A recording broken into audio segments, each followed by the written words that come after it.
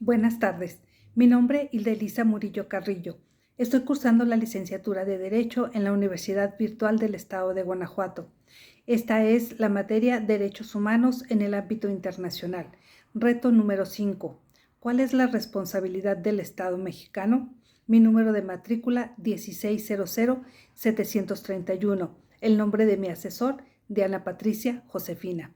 En este reto analizaremos dos casos para determinar si hubo responsabilidad por parte del Estado mexicano. Primer caso. Ana se encontraba pacíficamente repartiendo panfletos a las personas que se manifestaban en la plaza de armas de su ciudad. El contenido de los panfletos versaba sobre citas bíblicas. Al enterarse de lo que hacía Ana, un policía decidió arrebatarle los panfletos y detenerla, argumentando que no era lugar para repartir ese tipo de información, pues alteraba el orden. Ana permaneció encerrada e incomunicada dentro de una patrulla durante 3 horas, hasta que la manifestación concluyó. Posteriormente, el policía la trasladó a Barandilla, donde recibió burlas y calificativos peyorativos por el personal de seguridad pública. Luego de un día detenida, la dejaron en libertad. Ana denunció el hecho ante la Fiscalía General del Estado, así como ante la Comisión Estatal de Derechos Humanos. Ambas instituciones omitieron el inicio de cualquier procedimiento, por lo cual Ana acudió a la Justicia Federal, donde resolvieron incompetencia para conocer del asunto. 2 años después, Ana presentó su caso ante la Corte Interamericana de Derechos Humanos. En este caso, el contexto nos señala la responsabilidad del Estado mexicano en derechos humanos y el impacto sin fundamento de la acción policial con restricciones injustificadas a la libertad de la ciudadana. La detención de Ana es una violación a sus derechos humanos de libertad de expresión y de culto, los cuales están garantizados constitucionalmente. Ella actúa de manera pacífica. En cambio, el policía actúa de forma arbitraria. La distribución de material religioso no altera el orden público por sí misma, constituyendo una restricción injustificada por parte de una autoridad. Por lo tanto, se vulnera la libertad de expresión establecida en el artículo número 6 constitucional y la libertad de convicciones éticas, de conciencia y de religión estipulado en el artículo 24 de nuestra Constitución, también fundamentado en los artículos 5 y 7 de la Convención Americana de los Derechos Humanos, protegiendo la integridad y libertad de las personas. Por lo tanto, la acción de la policía carece de fundamento, siendo una detención arbitraria. Segundo caso. Durante la pandemia por COVID-19, el gobernador de una entidad federativa publicó un decreto por medio del cual se declaraba obligatorio el confinamiento en el domicilio particular de los habitantes, en un horario de 18 horas a 9 horas.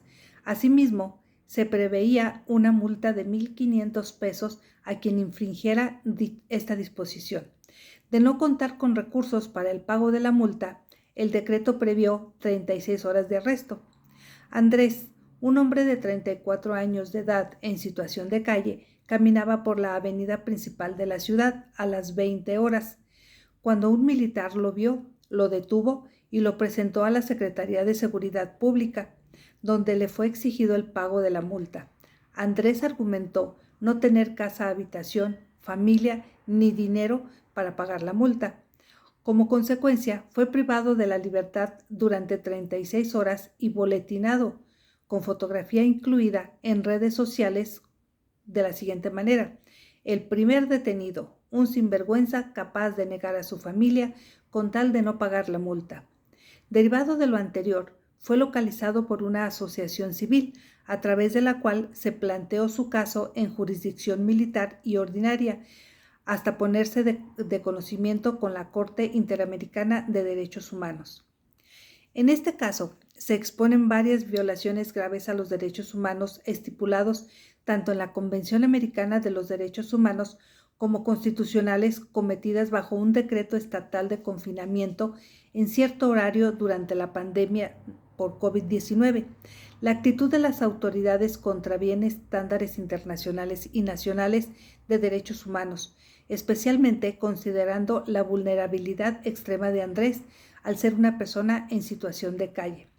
Su libertad de tránsito y residencia, según el artículo 22 de la Convención Americana de los Derechos Humanos, son violados y el artículo 29 constitucional especifica que solo el Ejecutivo, con la aprobación del Congreso de la Unión, es quien puede decretar una restricción en caso de algún peligro hacia el país.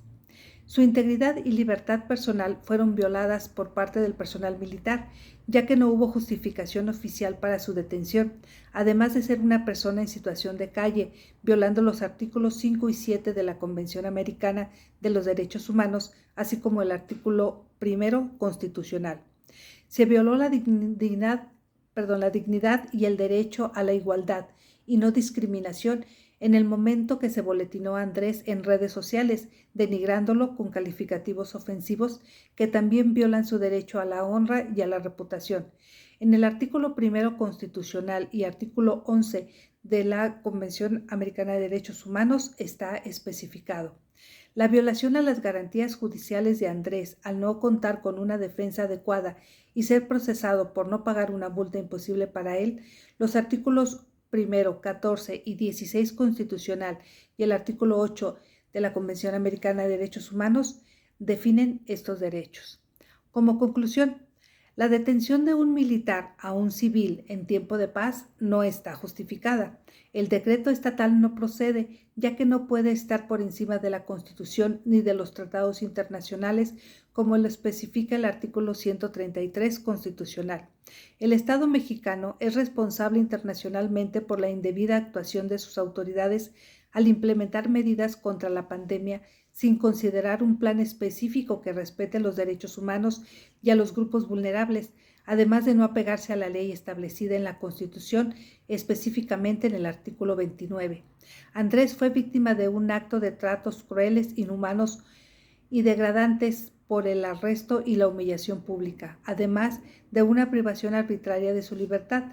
La Corte Interamericana de Derechos Humanos probablemente ordenaría medidas de reparación integral, incluyendo indemnización, disculpa pública y la anulación de las medidas sancionatorias basadas en la pobreza de la víctima. Gracias.